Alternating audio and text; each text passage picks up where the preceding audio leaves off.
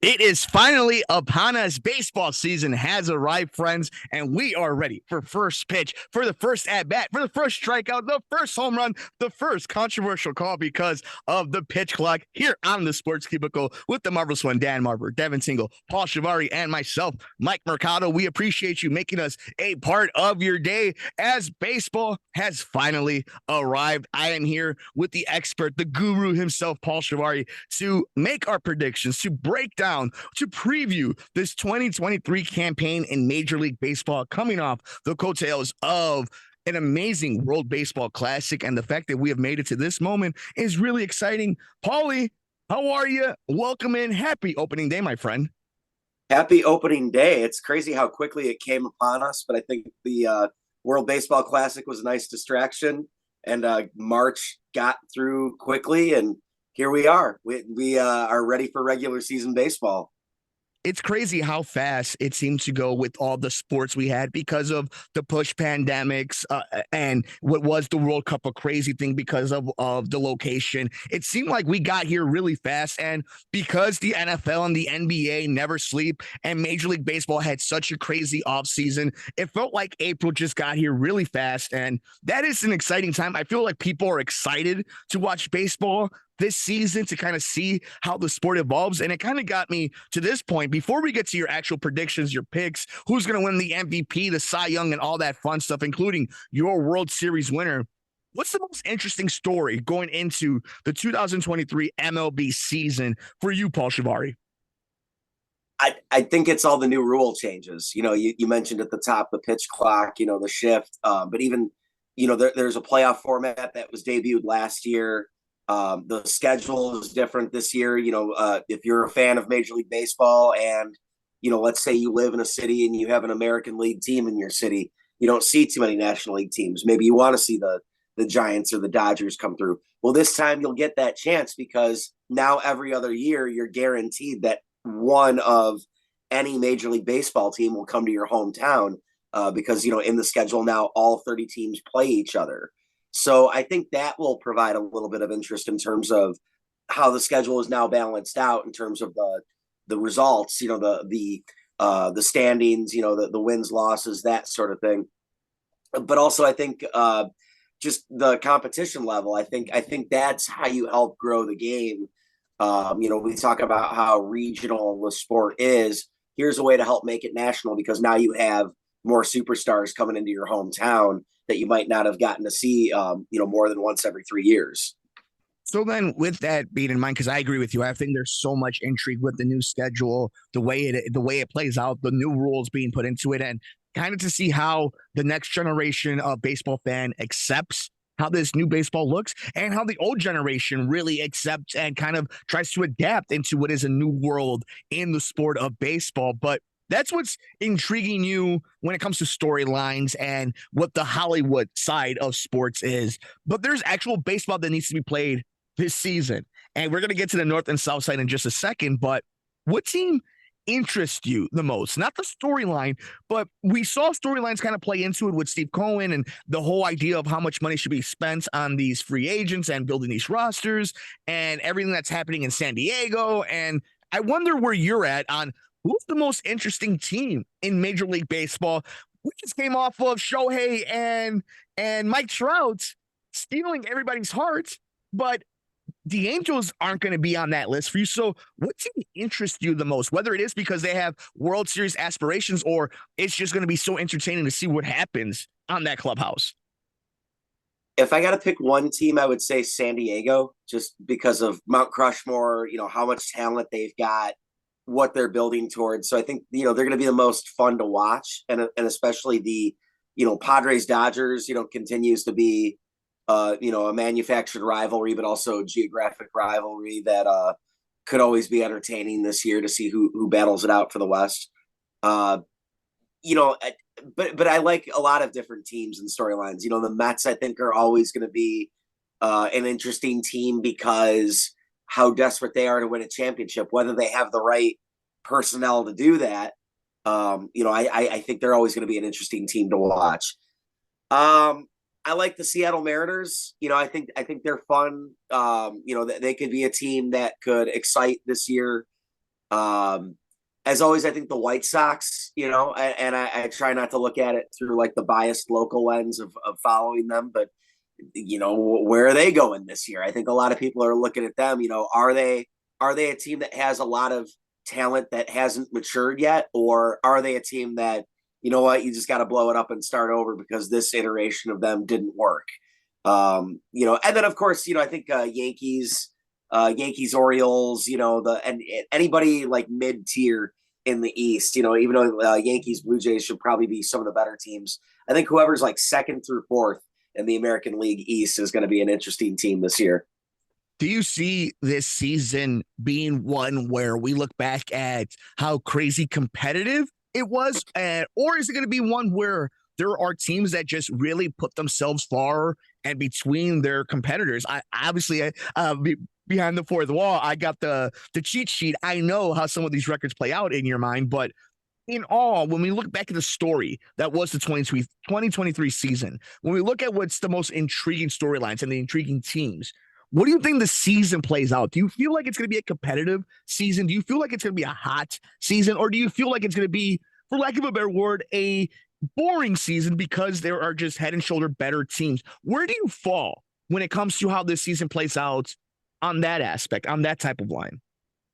I think you still have the ecology of baseball where there's the bigger teams and the smaller teams.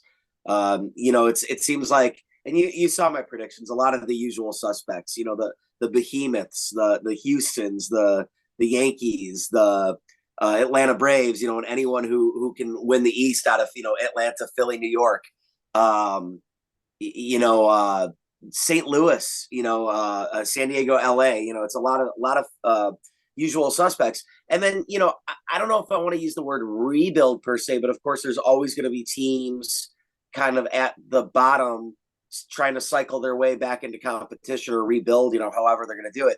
I think we're in a different era right now in baseball too, where teams are finding newer ways to try and get back in the success column, or survive. In a case like I think Oakland is just a team that can only survive at this point until they move to Las Vegas or wherever they're going to go. But yeah, you're always going to have the bottom tier teams that are struggling, your Cincinnati's, your Oakland's, Washington's, rebuilding. And then, you're always going to have your big dog teams, like, which right now I think we're in an era where the Houston Astros are just, a phenomenal baseball team. The Atlanta Braves continue to win one of the toughest divisions in baseball year after year. The St. Louis Cardinals are kind of the darlings of the Midwest. So you're always going to have certain teams that are great. And it's not always those teams. It might cycle into like another 4 or 5 in the next few years. Your San Diego's or whoever are going to be consistently at the top. But you always have the big dogs and the little dogs. So I think it's a lot of the same. I think when people look at it, they're not really going to think of how boring or interesting any pennant races or division races are. I think playoffs is probably what they're trying to do.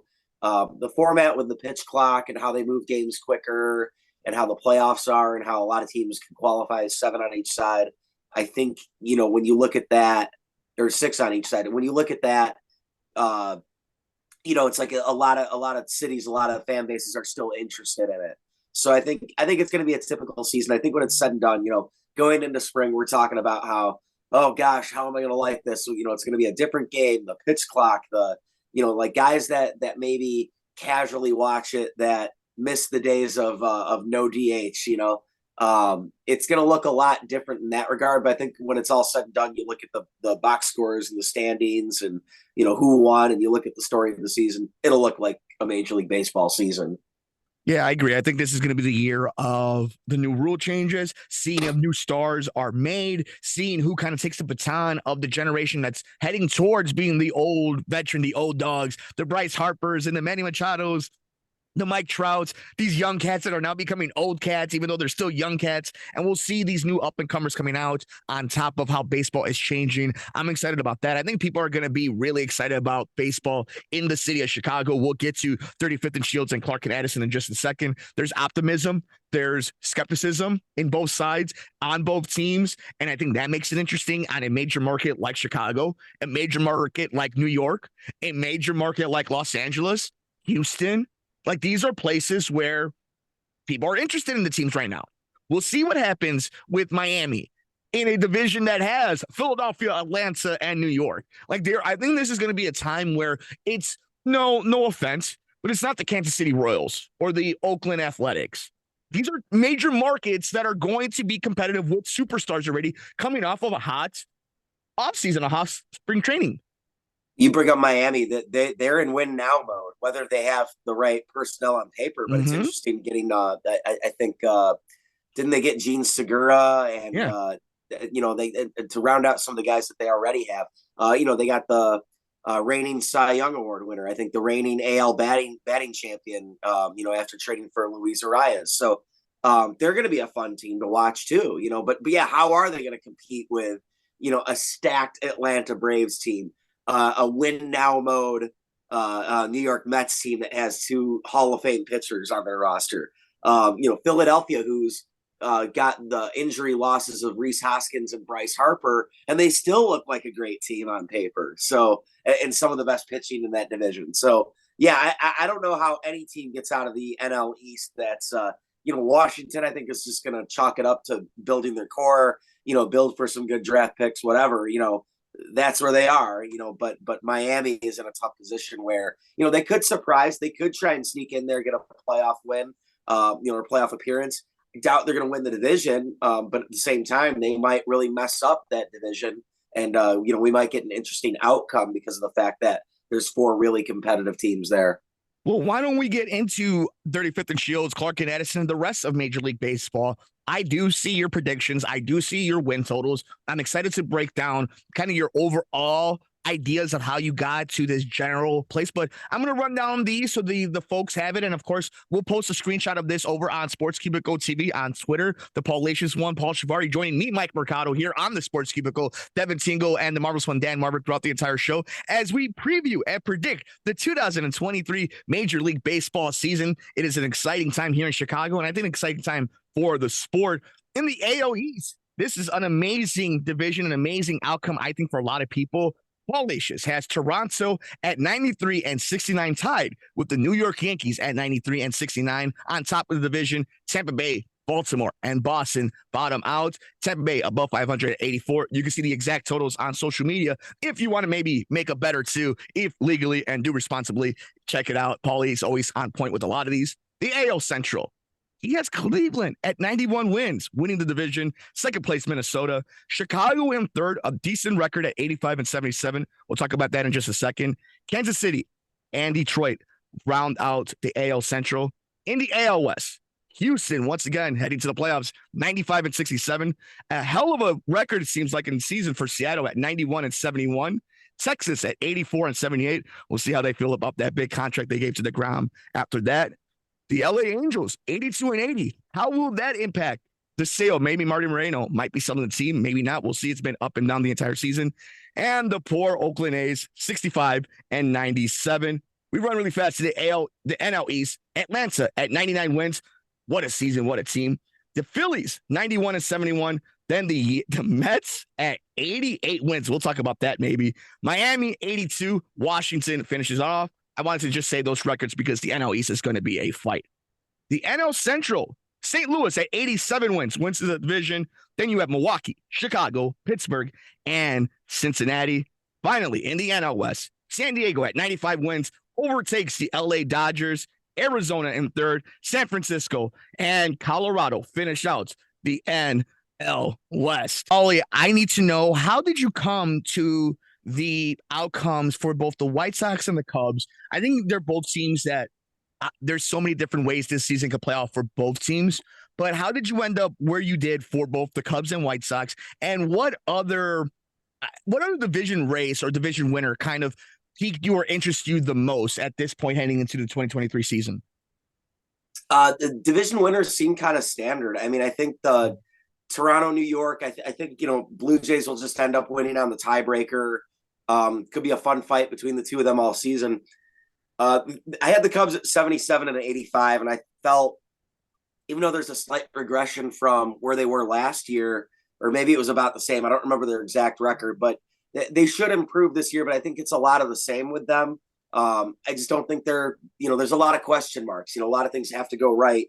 in order for the Cubs to be a really good team. And I think when, with a lot of veterans, guys trying to prove themselves, I think as the season wears on and you're going to see like, okay, they're cycling in so many different guys. They haven't really formed a chemistry that by the end of the season, it's kind of going to be like give up mode. It's they're going to fall a little short, fall out of the race. Like you see St. Louis winning the division with 87 wins. So, I mean, yeah, they could be competitive and kind of in it, but I think when it's all said and done, I think kind of come up short. But I think this is the year you're going to figure out, whoever's on the 2024 Cubs, which should be a better team than the 2023 Cubs. You're going to start seeing some of those guys come out this year that are going to be, part of that core in the future. Maybe even a big trade this year. Maybe, or maybe you do see Cody Bellinger break out and they give him a longer deal. There's a lot that could happen, but I think ultimately it's just top to bottom an incomplete roster in my eyes. My biggest issue with the Cubs this season, I have put a wager, a small allowance on them to win the NL Central. That's more along the lines of I don't believe the NL Central is all that great. I think St. Louis is a system, so just inherently you can. But I'm sure you got some decent odds for a fun play. Yeah, they're the third favorite, quote unquote, the third odds to win the NL Central. Like it's clear cut who 1, 2, and 3 really are when you think about it in the NL Central. And then the Cubs have the puts. The last couple of years, I think we've predicted it that way. I think I remember last year for sure. I had the exact order. I mean, since it's pretty obvious the strength of each of those teams in the division, and it's just unfortunate because I think Milwaukee should have been a little bit more competitive than St. Louis over the last few years. And then the Cubs, it's we said it after they started trading away, Baez and Bryant, Rizzo, and all them. They never really supplemented it in a way where it's like I think the Cubs are a couple of superstar players away from being a competitive team in this division. Which is why I think every year you have the optimism, but at the same time, oh, what's up? Devin's here. Yeah, Devin. Devin just walked in for all the video watchers here. I wanted, before you go too far in your thoughts, though, I think for the Cubs, the big thing for me is their lineup is what scares me. I do think they have a lot of depth, a lot of young arms. I think they have arms that could go either way. So I don't think the problem is going to be that they have talents pitching. I think my big issue for the Cubs is going to be they have a lineup that can go 2-3 weeks of just absolute zeros on the sheets every time they do a scorecard update.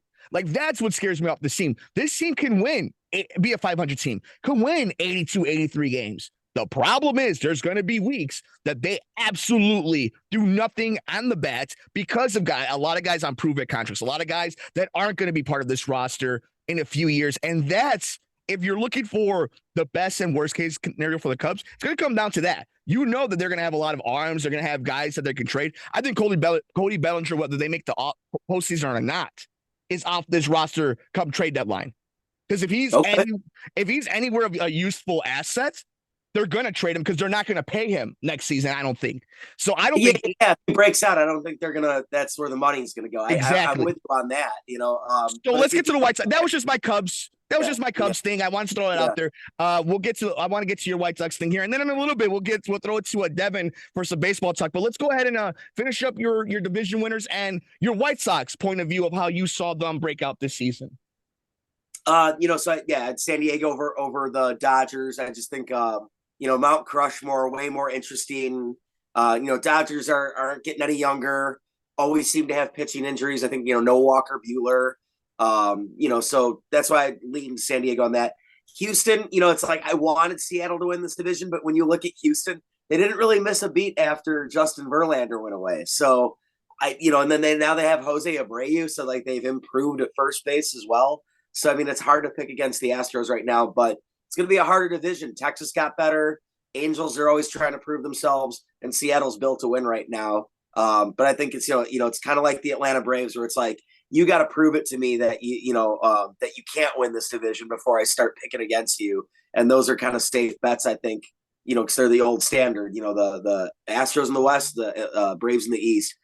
Cleveland, I just think they're stronger pitching, top to bottom, starting pitching and bullpen compared to Minnesota, and I think there's some exciting young players there.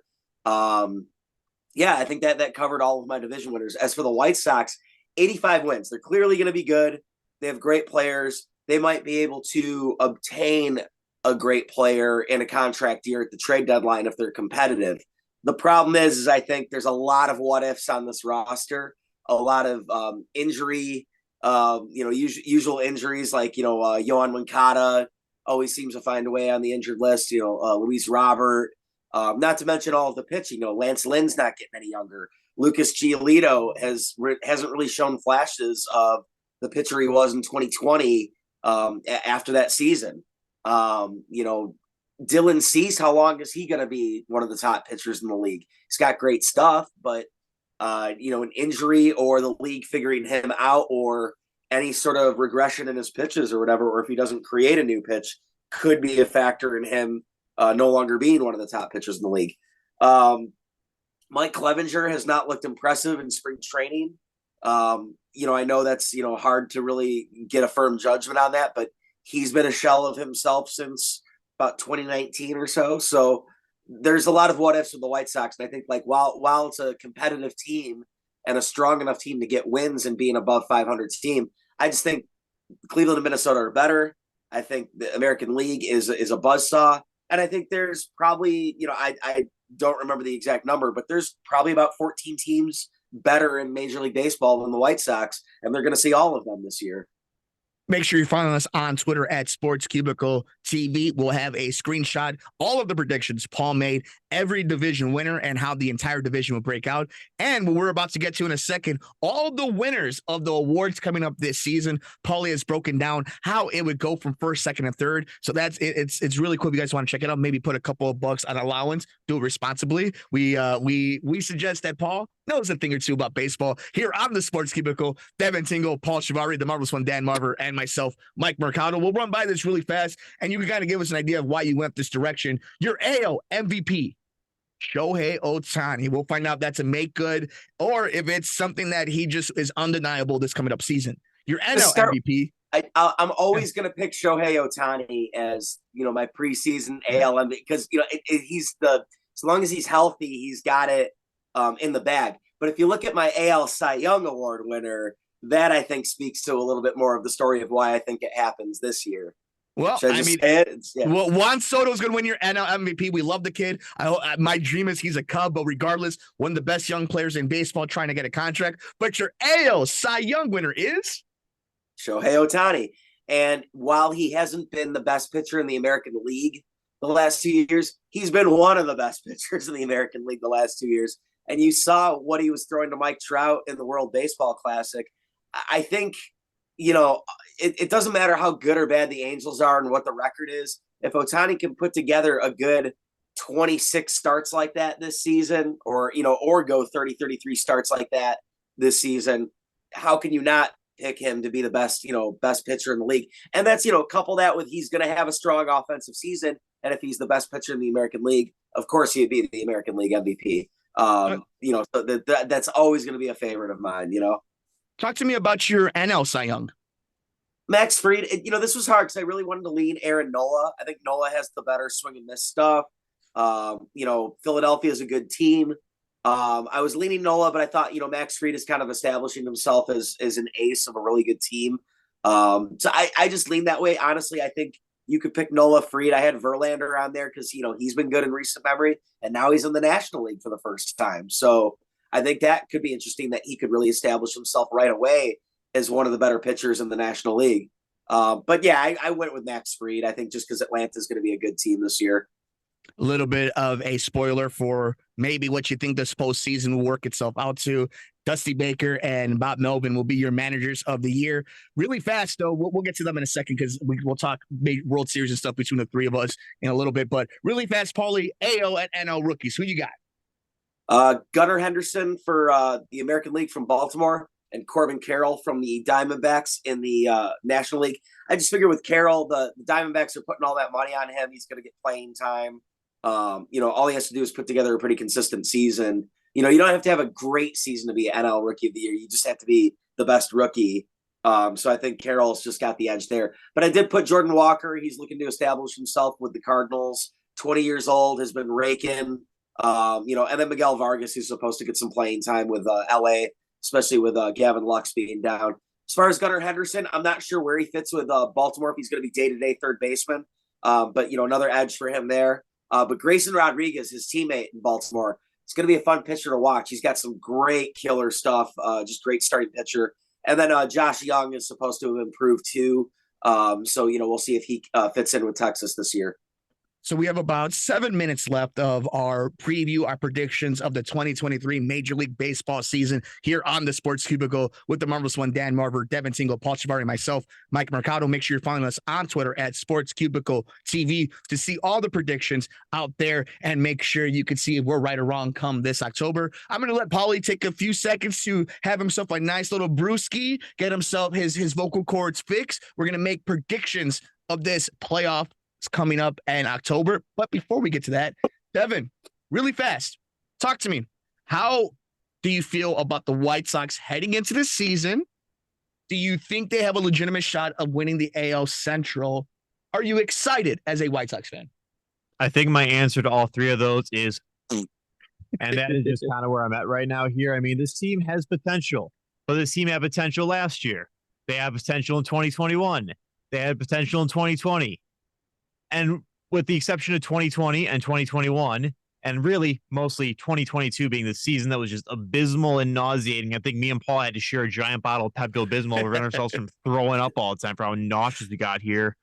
So it's very hard to say I'm excited about this. I mean, I'm excited because I like baseball, but I might be watching I might be watching Yankees or Padres games instead of the White Sox right now, just seeing some better baseball here with other teams that I do enjoy playing here. But I mean, it'll be very interesting to see. The team looks like everyone's healthy right now. We have a manager who is, younger than my grandpa, so that's always a nice set. Actually, Tony Lewis was younger than my grandpa. That's a terrible point. But even then, close. That's still around. Yeah. But it's going to be interesting to see here because, we saw Tim Anderson, who you're right, Paul. They did actually call Tim Anderson America's second baseman, but I'm like, no. In my heart, he's America's shortstop. Take it away. No, back to being a shortstop, unless Elvis Andrus takes playing time from him. We did discuss this, we did discuss this. Just throw him a second, whatever. We'll figure this out here. But it's going to be nice to just kind of see, baseball back. I always enjoy going to a baseball game, so I'm definitely down for some, $7 tickets when the season's finally over, as Paul and I know all too well about here. But to say like I'm excited and have high hopes for the White Sox, I'm just hoping they finish above 500. I mean, that's I say it's like a C or a B goal here, but that should not be what you're like. I just hope my team doesn't take last place. That's pretty sad. We're not Oakland Athletics fans here. We'll be making sure it's going to be a fun Sunday every time Paulie and Devin get to break down the week that was White Sox baseball over on 35th and Shields. But it is time to make our predictions. We have finally made it. The games matter. They count. You thought the WBC was huge. We'll see what happens when these major markets on the West Coast, on the East Coast, and here in the Midwest are all competing for the Commissioner's Trophy, for the pennant, for the World Series. It is going to be a fun season, and we make our predictions now. I will start with Paulie, the expert, the guru. How does this all shake out? What is the National League Championship Series? What is your American League Championship Series? What is your World Series? Who wins the World Series? All right, so the Padres will beat the Braves in the NLCS. The Astros will beat the Guardians in the ALCS. And the Astros will be the first repeat champion since the Yankees in 99 and 2000. And they'll beat the Padres in all 7, 4 games to 3. What a wonderful Yordan matchup. Alvarez will be the MVP. Say that one more time. Yordan Alvarez, MVP. It's going to be a fun series. That's going to be a heck of a matchup if it works out that way. And that means that right teams kind of made the run at the end of it. So I'm excited for that one. Astros, Padres, the Astros win in 7, repeating for the first time since the Yankees in the 90s. Wow, Paulie going out there. Devin, I'll throw it to you. Obviously, Paulie's actually done some real homework, some mathematics. He went into the lab and he got in trouble with our bosses because he was hanging out in the basement of the Sports Cubicle. He shouldn't be doing that. But what do you think is the World Series? How do you think we get there? Who wins this year's Commissioner's Trophy? Oh, while Paul was in the lab, I was in the freezer. Thanks for locking me in there, by the way, asshole. Oops, can't say that. Can't say that word. You can say that on YouTube. Yeah, we can say that on YouTube here. Yeah. Basically, I do sort of agree with Paul a little bit here, although my ALCS is going to be the Astros versus the Yankees. with the Yankees taking the win there, Paul. And I do also agree that the Padres are going to go to the World Series. And I think it's going to be the Padres over the Yankees in 7. And I hate to say this word because I can't friggin' stand the guy because he's San Diego's Dennis Rodman, but I think Machado gets MVP. That's a heck. That makes me nauseous to say. That's a heck of a prediction. That'd be a fun World Series. Yeah, I think I am. It's tough because I think San Diego makes the most sense. And I'm going to go San Diego. But I can just see this being one of these years where whoever survives the National League East is just going to be so good. And if these old veteran arms in Verlander and Scherzer hold up in New York, they're a tough out. So is Atlanta, which makes me think that the Padres are just going to have an easier road. They're going to host a lot of games, and it's going to be a lot of travel. And I think they're going to come out of the National League. And in the American League, you look at the AL East, and at the end of it, I don't think that they're the division that's going to come with it. I like Cleveland, but it's all coming back down to Houston. Until proven otherwise, Houston is the team to beat in Major League Baseball. Until Patrick Mahomes is gone from the Kansas City Chiefs, as the Lord is all witness in the baseball gods, you got to go with Houston representing the American League. And in that case, I'm with Paul. The Houston Astros are going to beat the San Diego Padres in 5 games, and the Astros repeat as World Series champions. Wow. What? Go ahead, buddy. Oh, I was saying, just wow. That's yeah. I mean, it's Houston, and then the rest of the American League. Yeah. And until someone from the American League proves otherwise. But I like how Devin's going with the Yankees this year. It's like that's the first team you'd think of to try and finally topple the Astros, but they've had their problems. But if the Astros win this World Series, they will have achieved as many World Series titles as both the Cubs and the White Sox. That's unbelievable. In the time since the Cubs won their 3rd World Series. That's unbelievable. Yeah. That is unbelievable. And Chicago, we hope you enjoyed our predictions for the 2023 Major League Baseball season. Another year, boys, that we get to enjoy some summertime, America's pastime, and actually some excitement, some expectations, and at the very least, some good contact if both teams suck. So I think it's all good news for us here on the Sports Cubicle. We want to know your thoughts. How do you think each division breaks out? How do you think the World Series shakes out? Who wins the big thing at the end of October? We're on Twitter at Sports Cubicle TV.